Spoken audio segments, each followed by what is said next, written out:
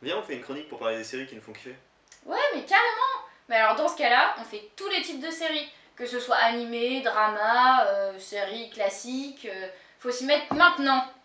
Ah non, désolé 6. Je peux pas, aujourd'hui je dois aller aider les héros. Cette fois-ci c'est bon pour moi. On se bouge? Non mais mec, sérieux, j'ai théâtre le mercredi soir, je te l'ai déjà dit. Ok, je me casse. Bon, cette fois-ci c'est la bonne. Je suis malade, mec. Eh bah ça tombe bien, c'est justement le titre de notre épisode. Mais oui, tu sais le truc là, juste en dessous de la description. Ah, le titre.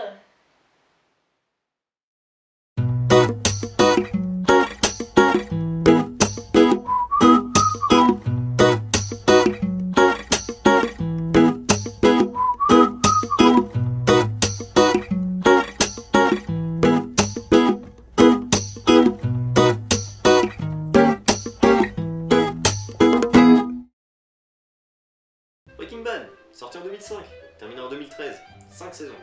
Et United States of Tara, qu'on appellera Uzot, hein, parce que c'est plus simple. Tara dans tous ses états de son titre québécois. Quoi, j'estimais ça important de le souligner. Aujourd'hui, on va s'intéresser à ces deux séries et montrer l'importance sur l'intrigue de notre sujet, la maladie. Quand la première traite de la maladie physique, la deuxième se penche sur la maladie mentale. On notera que si le cancer est un sujet qui tend à se banaliser dans les séries, Comme notamment avec The Big Sick. les troubles mentaux restent sous-représentés dans l'univers sériel. Dans Breaking Bad, on rencontre Walter White, prof de physique-chimie qu'on rêverait tous d'avoir. Celui-ci est atteint d'un cancer des poumons. Conscient de sa situation et désireux d'entretenir sa famille, il décide avec son partenaire Jesse de se lancer sur le marché de la meth. Il choisit donc de contacter Pôle emploi. Usopp nous fait découvrir l'univers de Tara, mère au foyer atteinte d'un trouble dissociatif de l'identité. C'est tout? Bah, on avait dit le plus de base pour l'intro, non? C'est vraiment un flemmard. Je veux dire, Uzot et Breaking Bad, c'est un petit peu plus que ça. On va parler de l'impact de la maladie sur le sujet, de l'évolution du héros par rapport à cette maladie, ou encore du jeu des acteurs. Il y a la technique sur le ressenti du spectateur.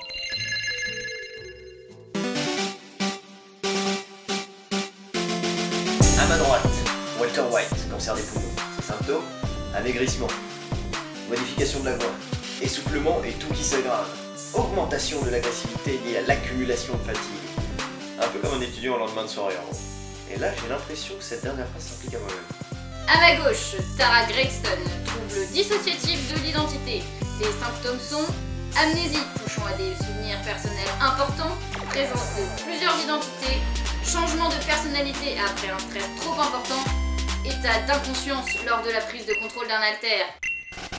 Un bon générique, c'est un générique qui est capable de nous immerger dans l'univers de la série. Et ici, c'est réussi. Le générique du SOT se distingue de par sa douceur et son esthétisme crayonné. La musique est mélancolique et rebondit au rythme des seules paroles. I know we'll be just fine. Learn to love and ride. En parfaite adéquation avec le thème, elle s'accélère au mot ride avant de redescendre de manière progressive. Breaking Bad est bref et sobre. L'apparition du texte enfumé fait écho aux vapeurs dégagées par la meth lors de sa réaction chimique. Le tableau périodique des éléments, que l'on a tous déjà vu au moins une fois en TP de chimie, sert à renforcer cet univers. Ce qui crée une atmosphère si froide et si intense, c'est la musique et la présence de verre, couleur emblématique de la série. Générique, check. Versus, check. Flemme de démarrer un épisode parce qu'on n'a absolument pas eu le temps de s'y mettre, check. On passe à l'impact sur le héros.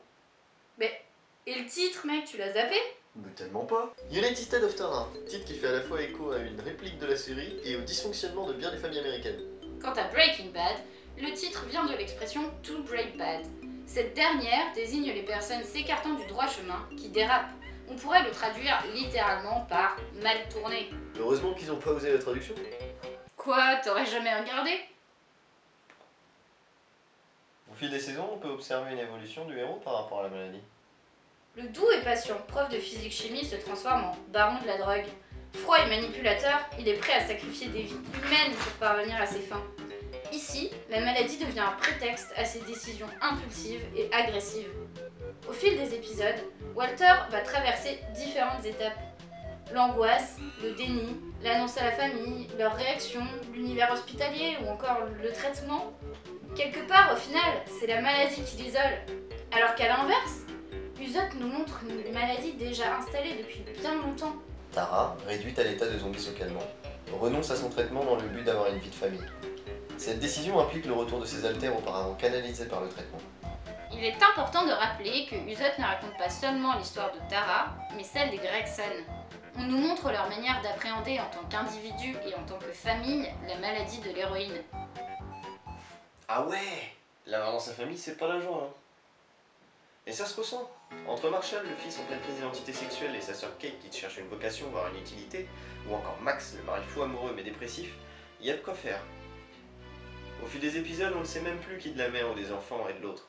Et Charmaine alors? C'est qui elle? La sœur de Tara, son soutien le plus solide. Et pourtant, elle se sent souvent en retrait par rapport à l'héroïne si différente au centre de l'attention. Mais elle est différente. Regarde ses boobies. Dans Breaking Bad, Walter White finit métaphoriquement par contaminer tout son entourage. Il est devenu le cancer et les métastases ont gagné tous les siens. Ce qui, paradoxalement, le libère de sa propre maladie. Il préfère rester discret sur l'avancement de son cancer. Ses proches sont au courant du minimum et bien souvent quelques semaines, voire quelques mois après l'annonce des médecins. Walter White part dans une quête de solitude, mettant de côté ses proches dans le but de les protéger. Ça vous rappelle personne? En parlant d'isolement, l'usage du clair-obscur, Le clair-obscur. C'est une technique qui permet d'accentuer l'effet de relief d'un plan séquence. Le procédé consiste à jouer avec la diffusion de la lumière afin de faire disparaître ou ressortir des éléments importants. permet de faire ressortir la part d'ombre présente chez Walter White. Ici, notre héros est dans la pénombre, alors que les personnages secondaires sont baignés de lumière. Les plantes dans la maison de Walt sont désaturées pour montrer la monotonie et la banalité de sa vie. Par contre, dès qu'il en sort, tout devient plus large et plus coloré, presque trop aride avec les scènes dans le désert. Le tout ponctue l'expérience visuelle qui nous font avancer dans l'intrigue au rythme des personnages. Pendant qu'on est sur la technique, les prises de vue de Breaking Bad sont majoritairement fixes et lentes. Un choix judicieux, car c'est ce type de plan qui suggère une notion de contrôle et un temps beaucoup plus relatif. Ces deux paramètres permettent de créer cette atmosphère pesante, voire même oppressante qui caractérise si bien Breaking Bad. Le meilleur exemple, les scènes tournées dans le désert. L'absence de son et de vie, autre que celle des sujets et de l'environnement, accentue la sensation de solitude. C'est cette même technique qui nous fait subtilement prendre conscience de l'isolement engendré par cette maladie. Dans Usopp, le cadrage évolue au rythme des personnalités de Tara. Lorsque cette dernière se transforme, la caméra suit son mouvement et on peut dire bye bye au plan caméra fixe. Parfois, l'héroïne nous est montrée comme une maman protectrice, alors que d'autres fois, c'est son côté extraverti qui ressort. Mais à quoi tu joues? Je joue un rôle. Merci pour la transition. Y'a pas de quoi, c'était gratuit, 4 €. 4, comme le nombre de personnages qu'interprète à merveille Toni Collette lors de la première saison. Et celui de Bryan Cranston alors? Il est monstrueux. Il y a qu'à voir comment il est capable de passer du père de Malcolm à ça. Bref, un casting qui pèse. C'est moi ou Flynn a des faux airs de Jonas Brothers? Mais tellement pas. Par contre, c'est vrai que Marshall a le regard aussi perçant que celui d'un poisson mort, quoi. Un peu comme Zac Efron. Bon bah là je crois que c'est bon hein. Non attends, il nous faut un décor. Bah, il suffit de demander. Bah nickel, hein, je lance le spoiler alert.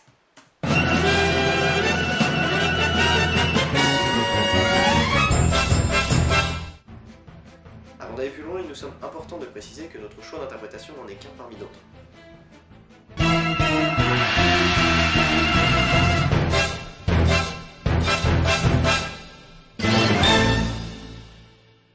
Bon, concrètement, t'en penses quoi? Je pense qu'au final, les deux héros sont en quête d'identification. Ils se différencient par notre perception qui évolue au fil des saisons. Quand il devient de plus en plus difficile d'excuser les actions illégales de Walter White, Tara se découvre à nous comme une victime traumatisée qui a besoin de soutien. Qu'est-ce qui te fait dire ça? La maladie de Walter White n'est au final que l'élément déclencheur de sa prise de contrôle.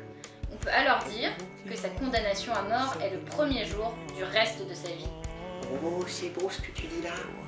Sur la fin de la série, il décide de venir en aide à Jessie en se sacrifiant. Plus aucun rapport avec son cancer. Ce qui est intéressant aussi, c'est que c'est en totale contradiction avec Usot, où la maladie est le centre de la série. Tara prend la décision de se faire interner comme dernière tentative visant à se faire soigner de son trouble identitaire. Et si dans Usot, la série raconte le quotidien d'une famille de classe moyenne, on notera tout de même une volonté de vulgariser un sujet encore trop peu abordé dans les séries, les maladies mentales. À tort ou à raison, la série semble prendre des libertés avec la réalité de la maladie. Dans Breaking Bad, en revanche, on est face à une œuvre esthétique où l'identification n'est pas forcément souhaitée. Ici, chacun est libre de penser à sa réaction face à l'annonce du Big C. La maladie est utilisée comme outil pour parler d'une inquiétude très présente aux États-Unis, celle de se retrouver seul et sans ressources financières. Acculé face au capitalisme moderne, Walter White reprend le contrôle de sa vie en s'enfonçant dans l'illégalité. Il dénonce d'ailleurs l'archétype du self-made man libéral et conquérant, cliché récurrent aux États-Unis. Tout comme Usot représente une critique des familles unies et puritaines, autre image d'Épinal, très américaine. Petit bonus, pendant nos recherches, on a trouvé ce qui semble être l'inspiration de la série. Il existe un vrai Walter White. Oui, oui. On vous a laissé le lien dans la description. Allez jeter un œil, c'est vraiment cool. On l'a fait 6. On a enfin terminé notre premier épisode. Ouais, putain. Oh, tout le temps passé à l'écriture, j'y croyais plus. Ah.